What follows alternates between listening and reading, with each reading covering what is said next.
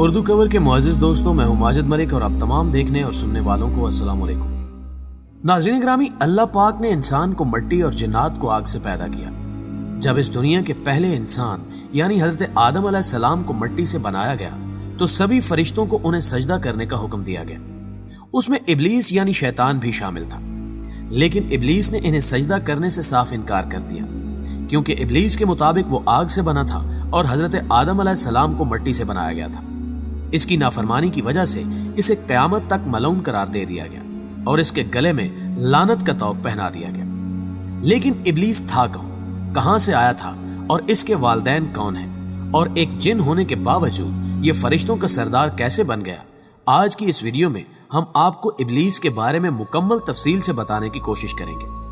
مگر یہاں حسب رواج چینل پر آنے والے نئے دوستوں سے درخواست کرتے چلیں کہ پہلے یوٹیوب کے اس منفرد چینل اردو کور کو سبسکرائب کرتے ہوئے ساتھ موجود گھنٹی کے بٹن کو بھی دبا دیں، تاکہ ہر نئی آنے والی ویڈیو کی نوٹیفیکیشن آپ تک باقاعدگی کے ساتھ پہنچتی رہے۔ نیز ہماری حوصلہ افزائی کے لیے ہماری ویڈیوز کو لائک ضرور کیا کیجیے، تاکہ دلچسپ ویڈیوز کا تسلسل برقرار رکھا جا سکے۔ تو آئیے ناظرین، چلتے ہیں موضوع کی جانب۔ ناظرین گرامی، ابلیس کے والد کا نام چلیپا تھا۔ اس کا چہرہ ایک شیر کی طرح تھا اور وہ بہت زیادہ بہادر تھا، اس لیے اسے شاشین کا لقب دیا گیا تھا۔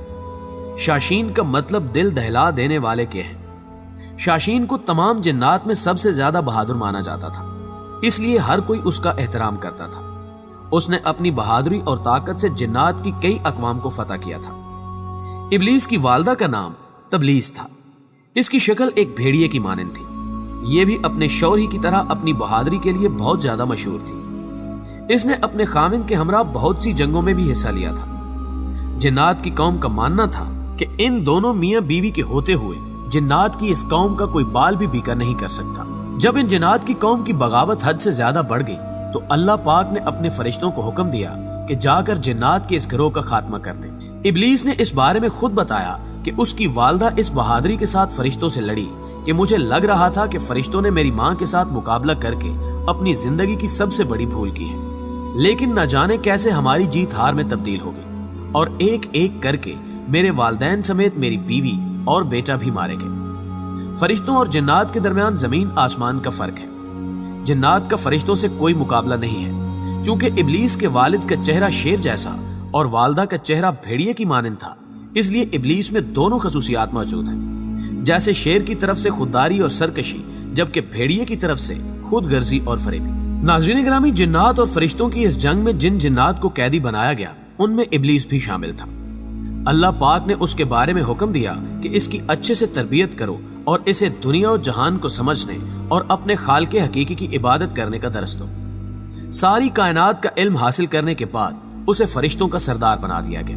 جو فرشتے اسے علم سکھاتے تھے وہی اس سے علم حاصل کرنے لگے، یہاں تک کہ اللہ پاک نے اس کے درجوں کو اس قدر بلند کر دیا کہ 7 آسمانوں پر اس کے چرچے شروع ہو گئے۔ پہلے آسمان والے اسے عابد پکارتے، دوسرے آسمان والوں نے اسے زاہد کہا، تیسرے آسمان والوں نے عارف پکارا، چوتھے آسمان والے اسے ولی کہتے، 5ویں آسمان والے تقی کہتے، 6 آسمان والے حاشے اور 7ویں آسمان والے اسے عزازیل کے لقب سے پکارا کرتے تھے۔ اس نے اپنی عبادت سے خدا تعالیٰ کی بارگاہ میں اپنے آپ کو ایک اچھے درجے پر فائز کر لیا تھا، لیکن خدا تعالیٰ کو اس بارے میں بہتر پتا تھا کہ یہ آگے چل کر کیا بننے والا ہے۔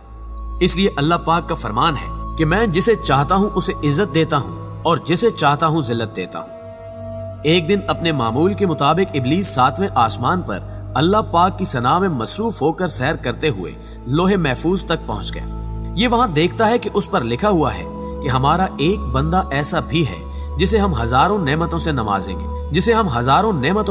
گے، زمین سے اٹھا کر آسمان تک پہنچا دیں گے، یہاں تک کہ جنت میں داخل کر دیں گے، لیکن ہم اسے ایک حکم دیں گے جس کا وہ انکار کر کے بغاوت کر بیٹھے گا۔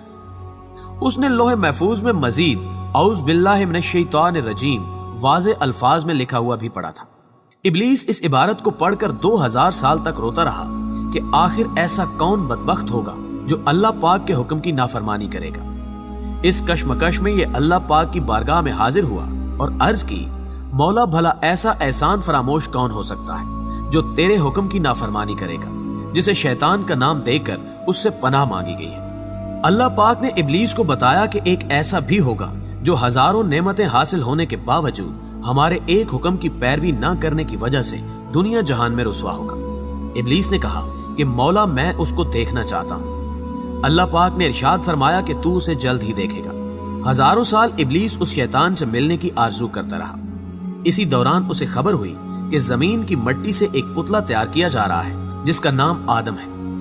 आखिरकार वो दिन आ गया जब हजरत आदम अलैहिस्सलाम को मिट्टी से बनाकर उनमें रूह फूंक कर उन्हें जिंदा किया गया और तमाम फरिश्तों को यह हुक्म हुआ कि हजरत आदम अलैहिस्सलाम को सजदा करो। तमाम फरिश्तों ने हजरत आदम अलैहिस्सलाम को सजदा किया, लेकिन इब्लीस ने अपनी अना में आकर सजदा करने से इनकार कर दिया और कहा मैं इससे अफजल हूं, मैं इसे सजदा नहीं करूंगा। अल्लाह पाक ने फिर उसे बताया कि लोहे महफूज पर जिस शैतान के बारे में लिखा है वो तू ही है। तूने मेरे हुक्म की नाफरमानी की है, इसलिए कयामत तक तू जलीलो रुस्वा होता रहेगा और लोग तुझ पर लान तान ही करते रहेंगे। अल्लाह पाक ने इब्लीस को कयामत तक के लिए मोहलत दी है कि वो जो चाहे कर सकता है, उसे बिल्कुल कुछ भी नहीं कहा जाएगा। लेकिन बरोज़े कयामत उसको भी मौत का जायका चखना है और उसकी मौत ऐसी दर्दनाक होगी जिसका अंदाजा कोई भी नहीं लगा सकता।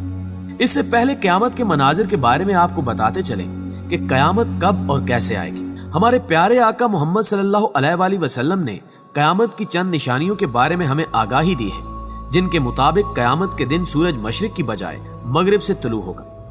उस वक्त ज्यादातर लोग अपने रोजमर्रा काम करके सो जाएंगे और रात हो जाएगी। ये रात 3 रातों के बराबर होगी। लोग अपनी नींद मुकम्मल करके उठ जाएंगे, लेकिन रात खत्म होने का नाम ही नहीं लेगी। इस परेशानी के आलम में सूरज मगरिब से तलू होगा और कुछ देर बाद दोबारा गरूब होकर मशरिक से तलू होगा। कयामत का ये मंजर देखकर शैतान ज़ारो कतार रोने लग जाएगा और चिल्लाएगा कि हाय मेरी मौत का वक्त आ गया है। उसके चेले उसका ये हाल देखकर उससे दरियाफ्त करेंगे कि आखिर क्या वजह है, आज से पहले हमने तुम्हें इतना गमगीन और डरा हुआ नहीं देखा। इब्लीस अपने चेलों से कहेगा कि आखिरकार सूरज मगरिब से तलू हो गया है, जो मेरी मौत की निशानी है। नाज़रीन गिरामी, आना बिन कैस रज़ी अल्लाह ताला अन्हु फरमाते हैं कि एक मर्तबा हजरत उमर बिन खिताब रज़ी अल्लाह ताला अन्हु से मिलने के लिए मैं मदीना मुनव्वरा पहुंचा तो एक जगह इल्म की महफिल लगी हुई थी, जिसमें हजरत काब रज़ी अल्लाह ताला अन्हु कुछ फरमा रहे थे। मैं भी कुछ इल्म हासिल करने के इरादे से वहीं बैठ गया। हजरत काब रज़ी अल्लाह ताला अन्हु ने फरमाया कि जब हजरत आदम अलैहिस्सलाम अपनी वफात के वक्त अल्लाह पाक से अर्ज गुजार हुए कि ए अल्लाह पाक, मेरी मौत से मेरा दुश्मन शैतान बहुत ज्यादा खुश हो जाएगा क्योंकि वो क़यामत तक जिंदा रहेगा, तो इस पर जवाब आया कि ए आदम, तुम मौत के बाद जन्नत में चले जाओगे, लेकिन इब्लीस क़यामत तक दुनिया में इसलिए रहेगा ताकि बरोज़े क़यामत उसने जितने लोगों को गुमराह किया होगा उनके हिसाब से उसे मौत की तकलीफ को बर्दाश्त करना पड़ेगा।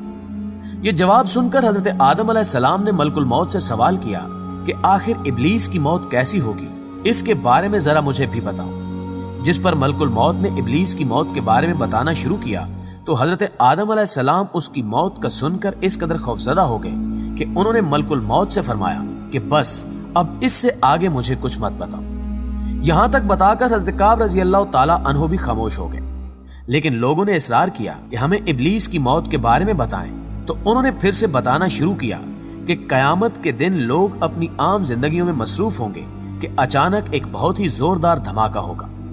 उस धमाके के खौफ से बहुत से लोग मर जाएंगे या बेहोश हो जाएंगे। इसके बाद अल्लाह पाक मलकुल मौत से फरमाएंगे कि मैंने तुम्हारे मददगार फरिश्तों को सबसे ज्यादा तुम्हारा मावन बनाया और तुम्हें उन सब के बराबर कुव्वत व ताकत अता फरमाई।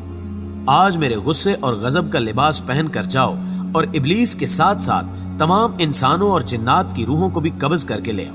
मुअज़्ज़िज़ दोस्तों, उस मौके पर अल्लाह पाक के हुक्म से जहन्नुम के तमाम दरवाजे खोल दिए जाएंगे। मलकुल मौत अपने गैज़ो गजब में अपने फरिश्तों के साथ इस तरह जमीन पर उतरेंगे कि अगर आम लोग उन्हें देख लें तो डर के मारे वहीं पर अपनी जान दे दें। मलकुल मौत जब इब्लीस के पास उसकी रूह कब्ज करने जाएंगे तो इब्लीस ज़ारो कतार चीखें मार मार कर रोएगा और मलकुल मौत से बचने के लिए यहां वहां भागना शुरू कर देगा। ये कभी समंदर की गहराइयों में छुपेगा और कभी जमीन की सातों तहों में, लेकिन ये जहां भी जाएगा मलकुल मौत वहीं पहुंच जाएंगे। इब्लीस थक हार कर अपनी मौत के लिए मुकर्रर करदा जगह पर पहुंचकर मलकुल मौत से सवाल करेगा कि तुम मुझे कहां लेकर जाओगे। तो मलकुल मौत जवाब देंगे, जहां तुम्हारी वजह से कई मुसलमान चले गए हैं। तूने बहुत से लोगों को गुनाहों में मुब्तला करके जहन्नुम में भेजा है। आज तेरा भी हिसाब होगा। आज तुझे इस कदर दर्द मिलेगा जितना तूने सोचा भी नहीं होगा। तेरी रूह कब्ज करते वक्त जहन्नुम में जितने भी लोग मौजूद हैं उनके बराबर तुझे तकलीफ दूंगा। उस वक्त इब्लीस हज़रत आदम अलैहिस्सलाम की कब्र पर खड़ा होकर कहेगा, ए आदम, काश तुम इस दुनिया में पैदा ना होते तो ना ही आज मैं मलून बनता। जिस जगह इब्लीस की मौत मुकर्रर होगी वो जगह आग से दहकती होगी और जहन्नुम की बेड़ियां लगी हुई होंगी। उन बेड़ियों से ही इब्लीस को तड़पा तड़पा कर उसकी रूह को कब्ज किया जाएगा। हज़रत आदम अलैहिस्सलाम और अम्मा हव्वा अलैहिस्सलाम से कहा जाएगा कि अपने दुश्मन की तरफ तो देखो कि किस तरह तड़प तड़प कर मर रहा है। ये दोनों इब्लीस की हालत को देखकर शुक्र करेंगे और कहेंगे कि ए अल्लाह पाक, तू ही इंसाफ करने वाला है। तूने आज इब्लीस को उसके अंजाम तक पहुंचा दिया है और इस तरह इब्लीस की मौत वाक़ई हो जाएगी। दोस्तों, हमेशा की तरह हमें उम्मीद है कि ये वीडियो आपको बेहद पसंद आई होगी। वीडियो पसंद आने की सूरत में से लाइक कीजिए, दोस्तों के साथ फेसबुक और व्हाट्सएप पर शेयर करते हुए हमारी हौसला अफजाई भी कीजिए और कमेंट बॉक्स में हमें अपनी कीमती तजावीज़ से जरूर आगाह रखिएगा। आज की वीडियो में बस इतना ही। अगली वीडियो तक के लिए अल्लाह निगहबान।